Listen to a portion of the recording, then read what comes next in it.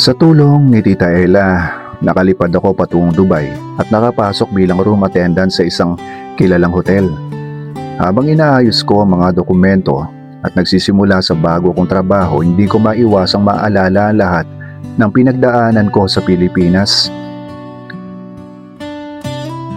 Noong araw ng aking pag-alis, maaga kaming nagising ng mama ko. Tinulungan niya akong ihanda ang mga dadalhin ko.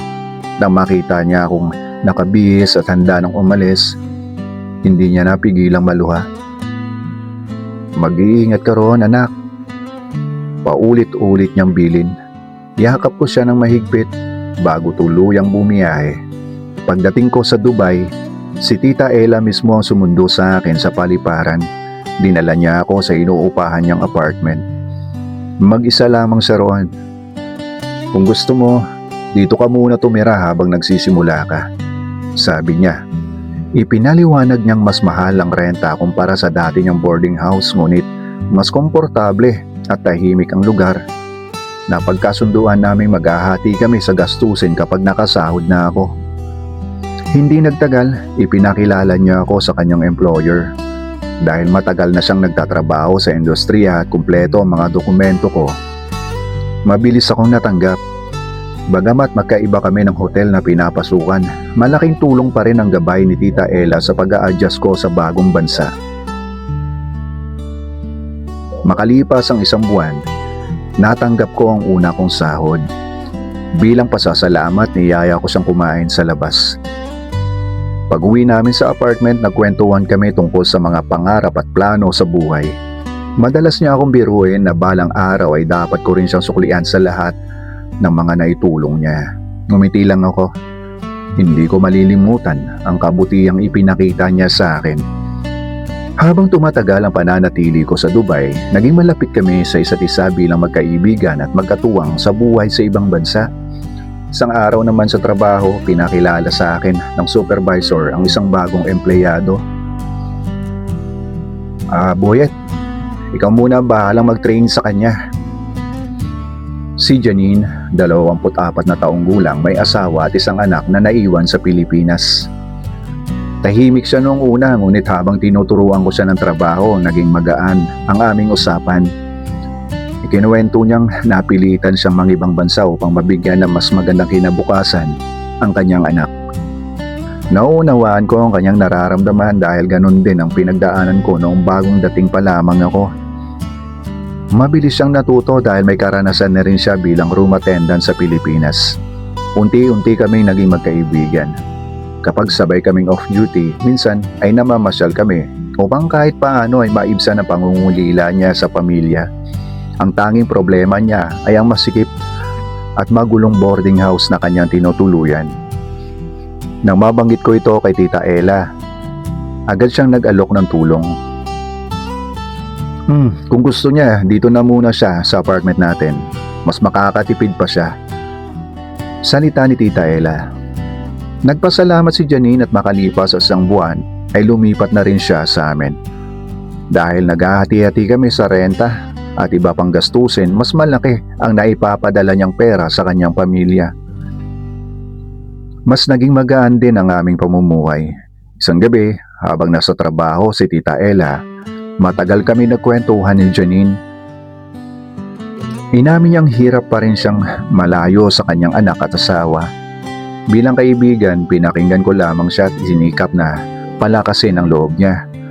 Mula noon ay naging mas malalim ang aming pagkakaibigan, ngunit pareho naming alam ang aming mga hangganan at responsibilidad. Kinabukasan, napansin ni Tita Ella na tila naging malapit kami ni Janine. "Mag-ingat lang kayo sa mga desisyong gagawin nyo," paalala niya. "Huwag ninyong hayaang masira ang kinabukasan ninyo," dagdag pa ni Tita Ella. Tumango ako. Alam kong tama ang kanyang sinabi. Lumipas ang halos 2 taon, mas lalo kong minahal ang trabaho ko dahil bawat padala ko ng pera sa Pilipinas ay nakikita kong unti-unting gumagaan ang buhay ng mama ko. Naging inspirasyon ko yon upang lalo pang magsikap. Dumating din ang araw na matatapos na ang kontrata ni Janine. Nagdesisyon siyang umuwi ng Pilipinas. Nag-file na rin ako ng bakasyon upang makasabay sa kanyang pag-uwi. Magkasabay kaming nakabalik sa Pilipinas. Sa paliparan, sinalubong ako ng mama ko. Si Janine naman ay sinalubong ng kanyang asawa at ng anak niyang matagal na niyang hindi nayakap. Masayang masaya akong makita silang muling magkasama. Kinabukasan nagtungo ako sa bahay ni Tita Tess upang iabot kay Emily ang perang ipinadala ng kanyang ina. Akala ko'y simpleng abot lang ng padala ang mangyayari. Ngunit pinigilan niya ako. Pwede ba tayo mag-usap, Boyet? Tahimik akong umupo at nakinig sa sinabi ni Emily. Humingi siya ng tawad. Inamin niya nagsisi siya sa naging desisyon niyang iwan ako noon. Nakiusap siyang bigyan ko raw siya ng isa pang pagkakataon. Matagal akong nanahimik. Mahal ko pa rin siya noon, ngunit marami nang nagbago. Hindi na ako ang dating Boyet na walang direksyon sa buhay. Huminga ako ng malalim. Emily, pinatawad na kita pero ayoko nang balikan yung nakaraan. Mahina akong salita. Nakita kong tumulo ang kanyang mga luha. Tahimik akong tumayo at nagpaalam. Hindi na niya ako pinigilan pa. Ilang araw matapos yon, nakatanggap ako ng mensahe mula kay Janine. Hindi na raw siya babalik sa Dubai. Mas gusto na niyang manatili sa Pilipinas kasama ang kanyang pamilya. Ang perang naipon niya ay ipinambili nila ng sasakyan na magsisilbing hanap buhay ng kanyang asawa. Masaya ako para sa kanila. Nagpasalamat siya sa pagkakaibigang nabuo namin at sa lahat ng suporta na naibigay ko noong magkasama kami sa Dubai. Nagpasalamat din ako sa kanya. Pagkaraan ng aking bakasyon, bumalik ako muli sa Dubai. Sa pagkakataong yon, mas malinaw na sa akin ang aking mga pangarap. Hindi na ako ang Boyet na dating naligaw ng landas. Isa na akong taong handang magsikap para sa pamilya at sa sariling kinabukasan. Pagbalik ko sa Dubai, muli akong tumira sa apartment ni Tita Ella. Tuloy-tuloy ang trabaho ko bilang room attendant. At alam kong umaasa sa akin ang mama ko sa Pilipinas. Unti-unti na rin naming nababayaran ang bagong bahay na nabili namin. Habang tumatagal ang pagsasama namin ni Tita Ella sa isang tirahan, napansin kong nagbabago ang nararamdaman ko. Kapag nasa trabaho ko, siya madalas kong naiisip. Excited akong umuuwi, hindi lamang para magpahinga kundi para makasama siya at makausap. Doon ko napagtantong unti-unti na palang nanguhulog ang loob ko sa kanya. Ngunit alam kong hindi tama ang nararamdaman kong yun. Ayokong masira ang magandang samahan namin at ang lahat na naitulong niya sa akin.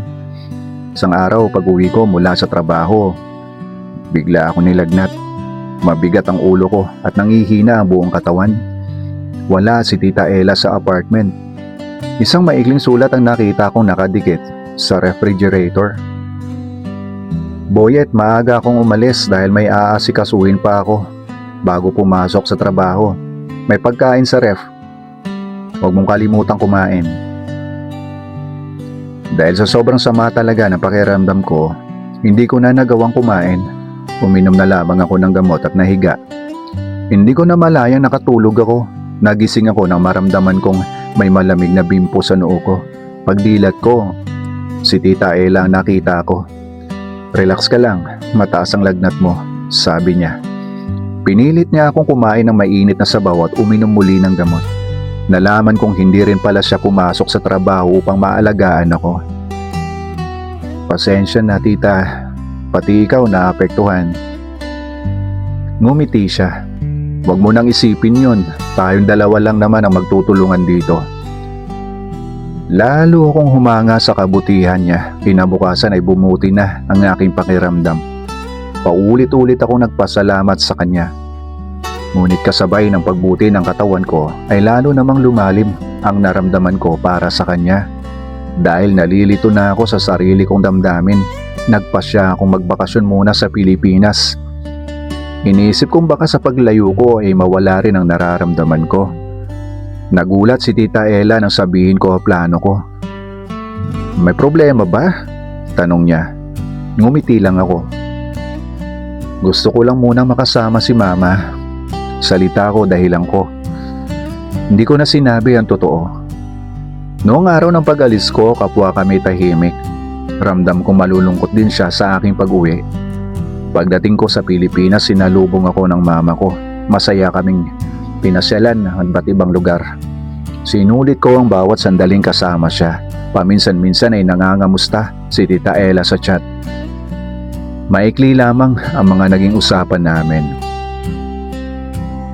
Isang araw, may natanggap akong mensahe mula kay Janine. Nakita raw niya ang mga larawan kong nakapost sa social media. Kamusta ka na, Boyet? Nasa Pilipinas ka na pala. Masaya naman akong nag-reply. Nagkakamustahan kami at nagbalikan ng mga alaala noong magkasama pa kami sa Dubai. Maya-maya ay niyaya niya ako magkita. Nagalangan ako noong una ngunit pumayag din ako. Nagkita kami sa isang mall araw ng Sabado. Habang nag-uusap kami, napansin kong mas naging matatag siya kaysa noong huli kaming nagkita. Ngunit nang tanungin ko tungkol sa kanyang pamilya, nalungkot siya. Ikinuwento niyang tuluyan na silang naghiwalay ng kanyang asawa matapos masira ang tiwala nila sa isa't isa. Tahimik ako nakinig, hindi ko siya hinusgahan. Sa halip, sinubukan kong palakasin ang kanyang loob. Pagkatapos namin kumain ay naglakad-lakad kami sa mall at nanood ng sine. Sa buong maghapon, mas naging bukas kami sa isa't isa. Napag-usapan namin ang mga pangarap, mga pagkakamali sa nakaraan, at ang mga bagong pagkakataong naghihintay sa amin. Bago kami naghiwalay, humingi ako ng paumanhin kung sakaling maging dahilan ako ng anumang pagkalito sa aming pagkakaibigan noon. Napangiti siya. Huwag kang mag-alala, ang mahalaga masaya ako nakita kitang maayos. Sandaling natahimik kaming dalawa. Pagkaraan ng ilang sandali, sinabi ko ang matagal ko nang kinikimkim.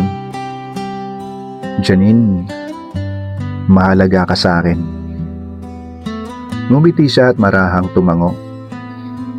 Ako rin, Boyet. Doon nagsimula ang bago naming kabanata. Hindi na bilang magkaibigan lamang kundi bilang dalawang taong handang magmahal ng may respeto at katapatan. Pagkalipas ng 3 buwan, sabay kaming bumalik sa Dubai upang ipagpatuloy ang aming trabaho. Hindi namin ipinaalam kay Tita Ella ang eksaktong araw ng aming pagdating dahil gusto namin siyang sorpresahin. Pagpasok namin sa apartment, tahimik kami naghintay. Ilang minuto pa lumipas nang bumukas ang pinto. Nagulat si Tita Ella na makita kaming dalawa, ngunit agad ding napalitan ng ngiti ang kanyang muka. Masaya siyang yumakap sa amin. Hindi ko naman napansin na may kasama pala siyang lalaki. Boyet, Janine, siya si Lawrence. Magalang kaming nagkamayan. Ikinuwento ni Tita Ella na matagal na silang magkaibigan at ngayon ay nasa maayos ng relasyon. Masaya ako para sa kanya. Pakiramdam ko, pareho na kaming nakahanap ng panibagong direksyon sa aming buhay. Pagkaraan ng 1 buwan, sumama si Tita Ella kay Lawrence upang magsimula ng panibagong yugto ng kanyang buhay. Naiwan kaming dalawa ni Janine sa apartment. Patuloy kaming nagsikap sa aming trabaho at sabay naming pinangarap ang mas magandang kinabukasan.